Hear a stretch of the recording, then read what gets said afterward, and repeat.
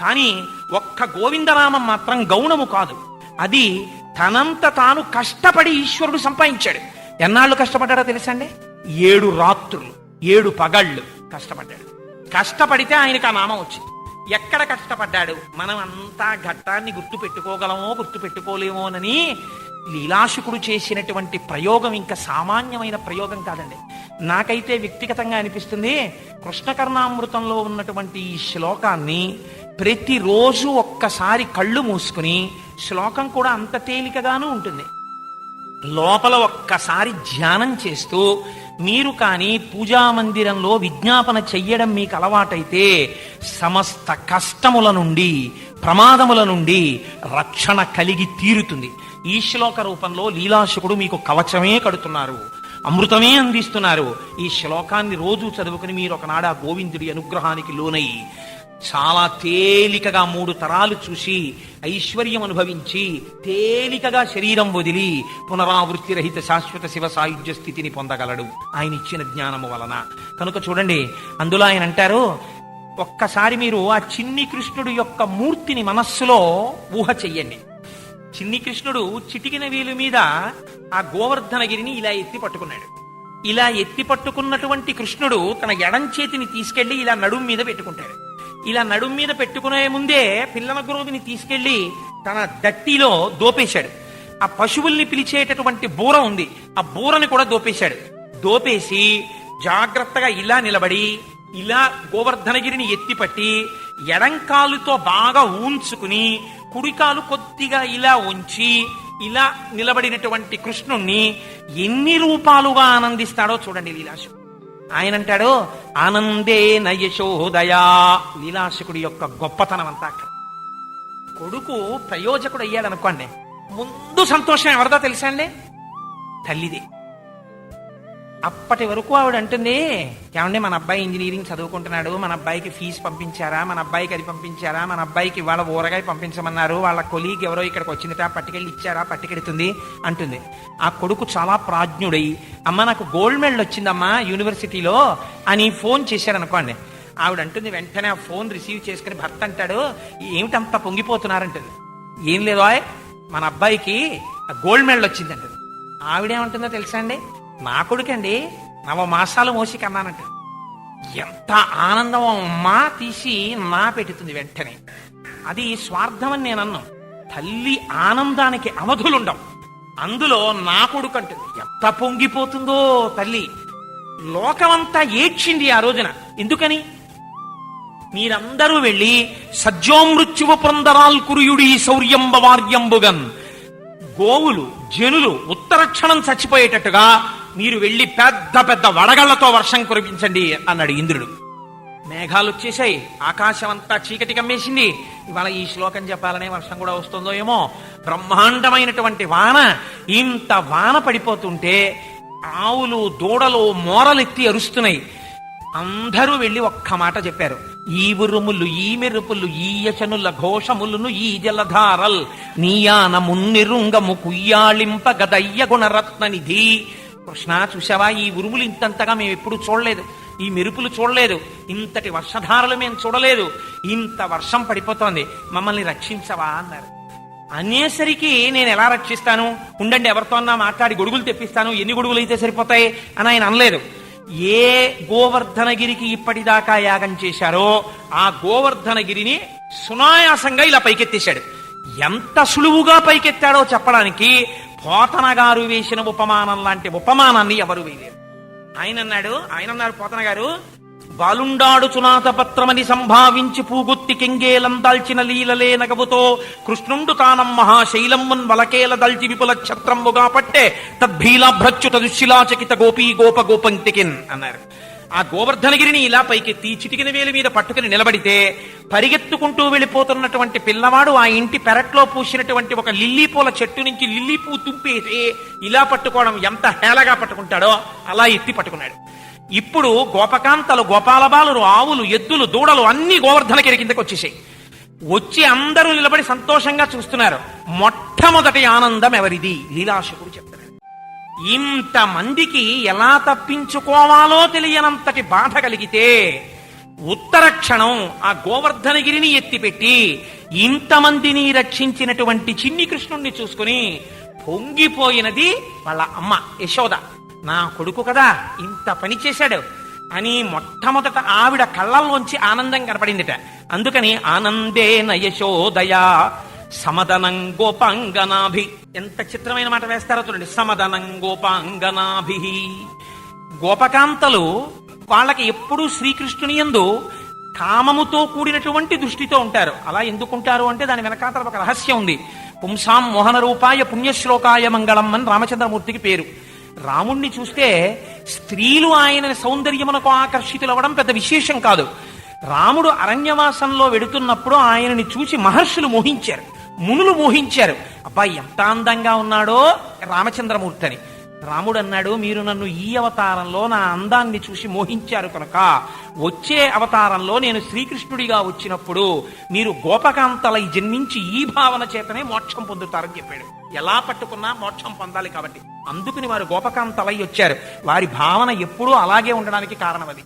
కాబట్టి ఈ గోపకాంతలందరూ అలా పట్టుకున్నటువంటి కృష్ణుడి యొక్క విజయోత్కర్షని చూసి, ఆయన రక్షణ సామర్థ్యమును చూసి, ఆయన బలమును చూసి, ఆయన చిరునవ్వు చూసి, హేళగా రక్షించగలిగిన శక్తిని చూసి సమదనం వాళ్ళ యందు కామోత్కంఠత కలిగింది. సమదనం గోపాంగనాభి చిరం సా శంకం బల విద్విష. మూడోవాడు ఒక ఆయన ఉన్నాడు. ఆయన ఎవరు? దేవేంద్రుడు పైనుంచి చూస్తున్నాడు. ఆయన ఒక మాట చెప్పాడు. ఎవరి మీద కోపం అంతా ఆయనకి? వీళ్ళందరూ ఈ నందవ్రజంలో ఉండేటటువంటి గోపాల బాలురు గోపకాంతలు అందరూ ఇంద్రుడికే యజ్ఞం చేసేవారు.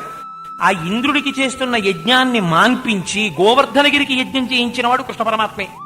కాబట్టి ఇంద్రుడు అన్నాడు, పెరుగుల్ నేతులు త్రావి క్రొవ్వి భువి నాభీరుల్ మదాభీరులై గిరి సంఘార కఠోర పత్రదలన క్రీడా సమారంభ దుర్భరిద దంభోళిధరున్ పురంధరుననున్ పాటించి పూజింపక గిరికిన్ పూజలు చేసిపోయరిదిపో కృష్ణుండు ప్రేరేపగన్ పూజ్యత్ సంపదనం వినందతనయోద్యోగంబునన్ వెర్రులై మధ్యాగంబు విసర్జనీయమని మర్చుల్ వడిన్ మీరు మీ విద్యుద్వల్లుల గప్పి తాడనమునన్ వేధించి గోవుల్ జనుల్ సజ్జో మృత్యువు పొంద రాల్కురియుడి శౌర్యంబ వార్యంబుగన్న నడరోజన. బాగా పెరుగు వెన్న నెయ్యి తిని ఒళ్ళు కొవ్విందిరా గోపాలురకి. నందుడికో కొడుకు పుట్టాడా? వాడు ఇంతున్నాడా? వాడు ధర్మం చెప్పాడా? వాడు ఇంద్రుడికి యజ్ఞం చెయ్యొద్దన్నాడా? గోవర్ధనగిరికి యాగం చేయమన్నాడా? అందుకని నాకు మానేసి యాగం చేస్తారా? వాడి పని, వాడి మాట నమ్మిన వాళ్ళ పని కూడా చెప్తాను. వెళ్ళి పిడుగులు, మెరుపులు, వర్షం, ఆ తర్వాత దానితో పాటుగా వడగళ్లు కురిపించండి అన్నాడు. మేఘాలు కురుస్తున్నాయి. ఇప్పుడు వీళ్ళందరూ దెబ్బతింటారు. వీళ్ళందరూ ఏం చేస్తారు? చూసావా కృష్ణ, మేమందరం హాయిగా ఇంద్రుడికి యాగం చేసేవాళ్ళం, నువ్వు ఊరుకున్నావా? గోవర్ధనగిరికి యాగం చేయమన్నావు, చేశాం. చూసావా ఎంతటి ప్రమాదం వచ్చిందో అని అందరూ కృష్ణుడి మీద తిరగబడతారు. కృష్ణుడు రక్షించలేక నిలబడిపోతాడు. వీళ్ళందరూ చచ్చిపోతారు. లోకానికి ఓ పాఠం తెలిసి వస్తుంది. వజ్రాయుధాన్ని పట్టుకుని పర్వతాల యొక్క రెక్కలు నరికినటువంటి ఇంద్రుడి పట్ల అపచారం చెయ్యకూడదని లోకాలకి తెలుస్తుంది. కాబట్టి అలా కురవండి అన్నాడు. ఆయన మాత్రం ఊహించాడా? పెద్ద నవ్వు నవ్వుతున్నాడు. వర్షం ప్రారంభమయ్యేసరికి ఎప్పుడైతే గోవర్ధనగిరిని ఎత్తి ఆయన పట్టుకున్నాడో అందరూ గోవర్ధనగిరి కిందకి వెళ్ళిపోయారు. దాని నుంచి వర్షధారలు గొడుగుకి కట్టినటువంటి పూలహారాలలా అలా జారిపోయి పడుతున్నాయి తప్ప ఒక్కడు తడవలేదు, ఒక్కడు మరణించలేదు. అందరూ గోవర్ధనగిరి కిందకి చేరిపోయారు. ఇప్పుడు ఆయనకు అనుమానం వచ్చిందిట. సాశంకం బల విద్విష. ఏమిట్రా రాత్రుల్లో పగాళ్ళు 4 రోజులైపోయింది, 5 రోజులైపోయింది, 6 రోజులైపోయింది. పోనీ ఏదో తుఫాన్ వచ్చేటట్టుందని వాతావరణ పరిశోధనా కేంద్రం వాళ్ళు హెచ్చరిక చేస్తే ముందుగానే బియ్యం తెచ్చుకున్నారు, పల్లప ప్రాంతాలు ఖాళీ చేశారు, బాగా ఎత్తైనటువంటి తుఫాన్ రక్షణ కేంద్రాలలోకి వెళ్ళిపోయారు, ఇళ్లల్లో అంతా జాగ్రత్త చేసుకున్నారు, కిరసనాయిలు తెచ్చుకున్నారు, దీపాలు వెలిగించుకున్నారు, వేడిగా వండుకున్నారు, చక్కగా తిన్నారు, కిటికీ తలుపులు వేసేసుకున్నారు, పడుకున్నారు అనుకుందామా? నేనే ఎవరికి నోటీసులు పంపలేదే, ఉత్తరక్షణం కురిపించాను వర్షం.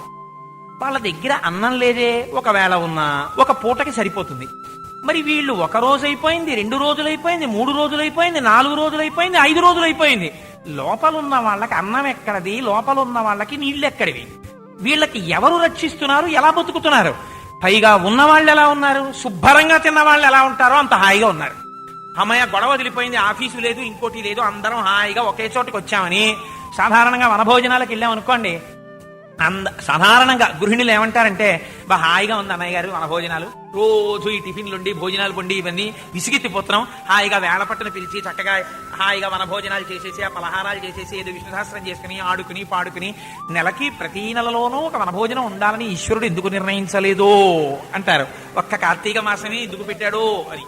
కనుక వాళ్ళందరూ హాయిగా గోవర్ధన కింద కూర్చుని ఉన్నారు. వాళ్ళు హరిదోర్దండముగామ గుబ్బ శిఖరం బాలంబి ముక్తావళుల్ వరగంజారుడితోజ బిందువులు గోపాలంగనాపాంగహాసరుతుల్ రక్తచయంబుకాగ అచల ఛత్రము శోభిల్లే తత్కిరి బిద్దుర్మద భంజియై జలధిరక్లిన్న ప్రజారంజియై అన్నారు పోతన గారు. ఒక పెద్ద పెద్ద సమాసాలు తీసుకొచ్చి వేసి పారించారు. వాళ్ళందరూ ఎంత సంతోషంగా చూస్తున్నారంటే ఆ గోపకాంతల యొక్క కళ్ళల్లోంచి వచ్చేటటువంటి సంతోషముతో కూడినటువంటి ఆ మిరిసిపోతున్న చూపులు స్వామికి పట్టినటువంటి నీరాజనాల్లా ఉన్నాయి. అంత హాయిగా కూర్చున్నారు. 7 రాత్రులైంది, 7 పగళ్ళయింది. ఎంత సముద్ర జలాలు తాగమంటావు, ఎన్ని మాటలు వెళ్ళి వర్షించమంటావు? వాళ్ళందరూ సుఖంగా ఉన్నారు. ఏమిటి ప్రయోజనం నీకు ఈ వర్షం వల్ల అని అడిగే మేఘాలు. ఆయనకి కురిసేయండి చంపేస్తారన్నాడు, కానీ ఇదేమిట్రా, ఎంతంత రాడార్లు పెట్టుకున్న వాళ్ళు, ఎంతంత వాతావరణ పరిశోధనా కేంద్రాలు పెట్టుకున్న వాళ్ళు, గంటకి 80 కిలోమీటర్ల నుంచి 120 కిలోమీటర్ల వేగంతో గాలులు వీయవచ్చు, పెద్ద పెద్ద చెట్ల కొమ్మలు విరిగి పడిపోవచ్చు, విద్యుత్ తీగలు తెగిపోవచ్చు, టెలిఫోన్ వైర్లు తెగిపోతాయి. కాబట్టి పురోగతి ఉన్న వాళ్లే నా సునామీ దెబ్బకి తుఫాన్ దెబ్బకి పడిపోతుంటే, ఏమీ తెలియకుండా పంపించిన వర్షానికి 7 రోజులు ఒక ఆవు, ఒక దూడ, ఒక మనిషి చచ్చిపోయిన వాళ్ళు లేడు. పైగా తరచి చూడగా ఒక విచిత్రం కనపడుతోంది. ఈ 7 రోజులలో శరీరం విడిచిపెట్టవలసినటువంటి విధివ్రాత వ్రాయబడి ఉన్నటువంటి వృద్ధులైనటువంటి గోపాలురు కూడా సంతోషంగా గోవర్ధనగిరి కింద కూర్చున్నారు. కాబట్టి నేననుకున్నట్టు నిజంగా పిల్లాడు సామాన్యమైన గోపాల బాలుడేనా, లేకపోతే మొన్నటి రోజున మా తాతగారు పెద్ద ఆయన 4 ముఖాలున్నవాడు ఇలాగే అనుకుని ఆవులు ఎత్తుకుపోతే అటు ఆవుల్ని ఇటు గోపాల బాలుల్ని సృష్టించేసి ఆయననే మాయలో పెట్టేస్తే వెళ్ళి ఆయన 4 తలలతో వెళ్ళి చిన్ని కృష్ణుడి కాళ్ళ మీద పడి నమస్కారం చేసి వచ్చానని చెప్పాడు. ఒకవేళ వాడే వీడేమో పరాత్పరుడు కాదు కదా అని అనుమానంతో ఇంద్రుడి చూపులో మార్పు వచ్చింది. ఆ చూపు యందు మార్పు గోవర్ధనగిరి ఎత్తిన కృష్ణుణ్ణి చూసి అటు చూస్తే ఇంద్రుడి చూపులో తేడా కనపడుతోందన్నారు. బహుశః ఈ మాట భాగవతంలో పోతన గారు కూడా వాడు. కానీ లీలాశుకుడు అంత దూరం దర్శనం చేశాడు. పొగరణిగిపోయింది ఇంద్రుడికి అని చెప్పకుండా పిల్లాడేనంటావా అని అనుమానం వచ్చిందిట. ఏమిటో తెలుసా అండి గోవింద పట్టాభిషేకానికి ఉన్న గొప్పతనం? 7 రాత్రులు 7 పగళ్ళు తాను కొండ ఎత్తి పట్టి సంపాదించుకున్నాడు ఆ నామం. మనం ఎన్నాళ్ళు బ్రతకనివ్వనింది, బతికేది 7 రోజులే. ఆది సోమ మంగ బుధ గురు శుక్ర శని, ఈ 7 రోజులే బతకాలి, 7 రోజుల్లోనే చావాలి, అంతకన్నా ఇంకొక రోజు లేదు. ఈ 7 రోజులలోని రాత్రులు 7 రోజులలోని పగళ్ళు మనకి ప్రమాదం లేకుండా సంతోషంగా గడిచిపోవాలంటే ఆశ్రయించవలసినటువంటి నామమేదో మనకి చూపిస్తున్నారు. కాబట్టి సాశంకం బల విద్విష సకుసుమై సిద్ధై, ఈ సన్నివేశాన్ని చూసి ఋషులు సిద్ధపురుషులు పొంగిపోయారట. ఏమాశ్చర్యం, దేనికి వాళ్ళు పొంగిపోయారు చెప్పండి? ఒకటి, గోవర్ధనోద్ధరణము జరిగింది, దాని అంతరార్థము వేరు. కొండని ఎత్తి పెట్టడం అంటే శబ్దాన్ని బాగా తంతువుగా తీసి చూసినప్పుడు అంతటా పరబ్రహ్మమును చూడ్డాం. రెండవది, 7 రాత్రులు 7 పగళ్ళు కొండ ఎత్తి పట్టుకున్నాడంటే పోనీ ఏదో బలం ఉందో ఇంకోటో అనుకోవచ్చు. 7 రాత్రులు 7 పగళ్ళు ఎలా పోషించాడండి అందులో ఉన్న వాళ్ళం? దీనికి జవాబు మీకు లలితా సహస్రనామ స్తోత్రం చెప్తుంది. వక్త్రలక్ష్మీ పరీవాహ చలన్మీ నభలోచన. అమ్మవారు ఎవరినైనా ఆదుకోవాలన్నా, పోషించాలన్నా, రక్షించాలన్నా తన కంటితో చూస్తుందంతే. అందుకే దృశాద్రాఘీయస్యాదరదలిత నీలోత్పల రుచ దవీయాంసం దీనం స్నపయ కృపయా మమపి శివే అంటారు శంకరాచార్యుల వారు. కాబట్టి చాప పిల్లలకి స్తన్యం ఇచ్చి పోషించదు, కేవలము తన అమృతప్రాయమైన దృక్కుల చేత పోషిస్తుంది. అలా తన చూపుల చేత 7 రాత్రులు 7 పగళ్ళు వాళ్ళకి ఆకలి వెయ్యకుండా, దాహం వెయ్యకుండా, అప్పుడే అన్నం తినొచ్చిన వాళ్ళు ఎంత ఉత్సాహంగా ఉంటారో అలా కడుపు నిండి ఉండేటట్టుగా, నిత్యోత్సాహులై ఉండేటట్టుగా ఈశ్వరుడు వాళ్ళని కృప చేసి ఉన్నాడు. ఇది చూసి, ఈ లీల చూసి ఆశ్చర్యపోయారు. పిల్లవాడు ఇంతున్నాడు, చేస్తున్నది బ్రహ్మాండమైన లీల. కాబట్టి సకుసుమై సిద్ధై, ఈ సిద్ధ పురుషులందరూ పైనుంచి పుష్పవృష్టిని కురిపించారట ఆ గోవర్ధనగిరి మీదకి. పుష్పముల వృష్టి కురిపిస్తున్నటువంటి సిద్ధ పురుషులుండగా, రెండవది ఆ తర్వాత శేర్ష్యం గోపకుమారకై. ఆ చుట్టూ గోపబాలురు కొంతమంది నిలబడి ఉన్నారు. వీళ్ళు అసూయతో చూస్తున్నారట కృష్ణుడి వంక. ఎందుకని? ఎంత ఆయన చేత పోషింపబడుతున్నా, ఎంత ఆయన గోవర్ధనగిరి ఎత్తితే దాని కింద బతుకుతున్నా, ఏమిటో మనకన్నా వెనకాల పుట్టాడు, మనకన్నా చిన్నవాడు, మనం ఇంత వ్యాయామం చేస్తాం, ఇంత కసరత్తు చేస్తాం, ఇంత తింటాం, కానీ ఏమిటి ప్రయోజనం? ఏమిట్రా ఇంత అతిమానుషమైన చేష్టితములను చేస్తాడు? ఒకనాడు పూతనని చంపాడా, ఒకసారి శకటాసురుణ్ణి చంపాడా, పోనీ చంపాడో లేదో బెనిఫిట్ ఆఫ్ డౌట్ అనుకుందాం. అవన్నీ పూతన పాలు తాగి చంపేశాడంటారు, కానీ ఒకవేళ పూతన పాలు ఈయన తాగే సమయానికి ఆవిడికి మృత్యు వచ్చిందేమో. శకటాసురుణ్ణి చంపాడంటారు, కానీ ఈయన పాదం తగిలి ఎగిరిపోయిందో, లేకపోతే ఏ కారణానికి శకటం ఎగిరిపోయిందో. ఆ దూడని పట్టుకుని విసిరాడంటారు, కానీ నిజంగా ఈయన విసిరితేనే అలా చచ్చిపోయిందో, దానికి ఏమైనా రుగ్మతొచ్చి ఎగిరిపడి చచ్చిపోయిందో అని ఇన్నాళ్ళు కృష్ణుడు చేశాడంటే ఏమోనండి, కృష్ణుడే చేశాడో లేదో అలా కీర్తి సంపాదించేస్తున్నాడు కానీ అనడానికి ఒక అవకాశం దొరికేది. కానీ ఇప్పుడు ఆ కృష్ణుడు ఎత్తిన గోవర్ధనగిరి కిందే నిలబడి తాము బతుకుతున్న వాళ్ళు ఇది కృష్ణుడి ప్రజ్ఞ అనడానికి అవకాశం లేదని అనడానికి ఆస్కారం ఏది? ఇది కృష్ణ ప్రజ్ఞయే అని చేతులు కలిపి నమస్కరించి నిలబడవలసి వచ్చింది. ఇప్పుడు ఇది వాళ్ళకి బాధ కలిగింది. అలాంటి వాళ్ళు లోకంలో ఉంటారు. వాళ్ళు చూసి ఏమిటో ఈ గోపాల బాలుడు అదృష్టం, ఈ నందుడి కొడుకు చూడరా గోవర్ధనగిరిని ఎత్తి పట్టేశాడు రా 7 రోజుల నుంచి అని శేర్ష్యంగోపకుమారకై సకరుణై పౌరై. పౌరులు అంటే ప్రమనందుండువారు, వృద్ధులైనటువంటి వారు, కొంచెం వయస్సు వచ్చినటువంటి వాళ్ళు మాత్రం వాళ్ళ దృష్టికోణం వేరుగా ఉందిట. కోటేశ్వరరావు గారు రేపు ఉపన్యాసం చెప్పండి, ఎల్లుండి ఉపన్యాసం చెప్పండి, ఆవులెల్లుండి ఉపన్యాసం చెప్పండి అని అడగడం దోషం కాదు, అడుగుతారు, అది సహజం. నన్ను వచ్చి అడిగేవాళ్ళు అందరూ అయితే కోటేశ్వరరావు గారు అన్ని ఉపన్యాసాలు చెప్పకండి, అన్ని డేట్లు ఇవ్వకండి, ఎప్పటి నుంచో చెప్తున్నాను 2 ఏళ్ల నుంచి, నెలకి 10 రోజుల కన్నా మాట్లాడకండి కోటేశ్వరరావు గారు, అలిసిపోతారండి, ఎప్పుడు విశ్రాంతి తీసుకుంటారండి, కొన్నాళ్ళు విశ్రాంతికి ఉండాలండి, మీరు మరీ అన్ని ఉపన్యాసాలు చెప్పకూడదండి అంటారు అరుగు మీద కూర్చుని మా దొరగారు. ఎందుకంటారు అంటే, నా ఉపన్యాసం వినడం కన్నా వీడు కొంత విశ్రాంతి కూడా తీసుకుంటే బాగుండునన్న దయ ఆయనకి నా యందున్నది. అలా సకరుణై పౌరై, ఎంత గొప్ప మాట అన్నారో చూడండి.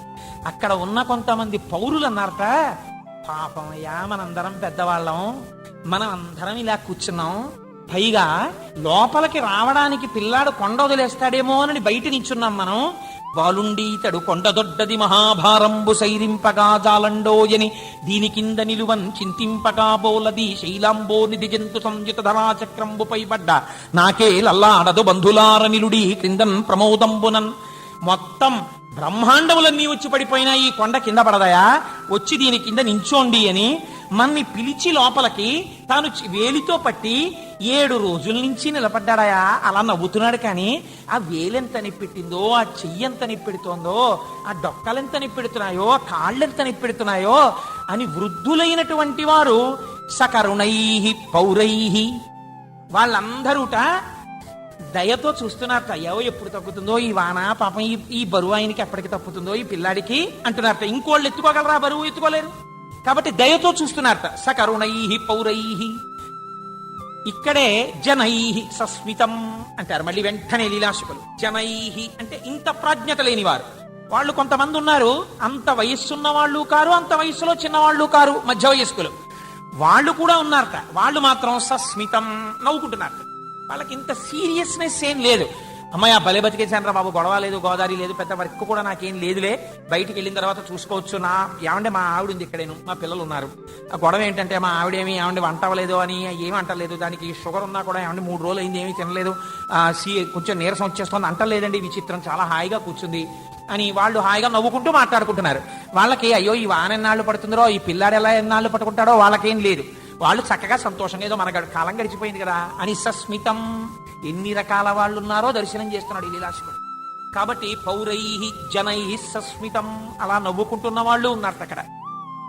ఇంతమంది ఉంటే, ఇంతమంది చూస్తుండగా యో దృష్ట సపునాతునో మురరిపు ప్రోక్షిప్త గోవర్ధన, తన కారుణ్యముతో కూడినటువంటి చూపులతో లోకమునంతటినీ రక్షణ చేస్తూ ఆ గోవర్ధనగిరిని ఎత్తిపట్టి మమ్మల్ని అందరినీ రక్షించినటువంటి ఆ గోవర్ధనోద్ధరణము చేసి గోవిందుడు అన్న పేరుని గెలుచుకున్నటువంటి పరమాత్మ ఎవరున్నాడో ఆ చిన్ని కృష్ణుని యొక్క అనుగ్రహము మాయందు ప్రసరించుగాక, మేము ఆయన చేత రక్షింపబడదముగాక అని ఇంతమంది చూస్తున్నట్లుగా ఆ గోవర్ధనోద్ధరణం జరిగినట్టుగా మీరు ఎన్ని పద్యాలు గోవర్ధనోద్ధరణంలోంచి బాగా నోటికి పట్టుకోగలరు? పట్టుకున్నా ఇన్ని పద్యాలు లోపల చదువుకునేంత వరకు మీ మనస్సులో ధ్యానం నిలబడుతుందని నమ్మకం ఏమిటి?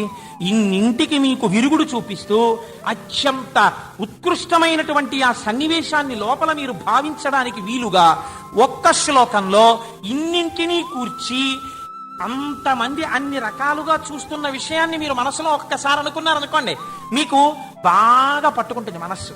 అందుకని అలా పట్టుకునేటట్టుగా ఇన్నిటిని వర్ణన చేస్తూ ఆ గోవిందుని యొక్క దర్శనాన్ని మీకు చేయించాడు లీలాశకుడు.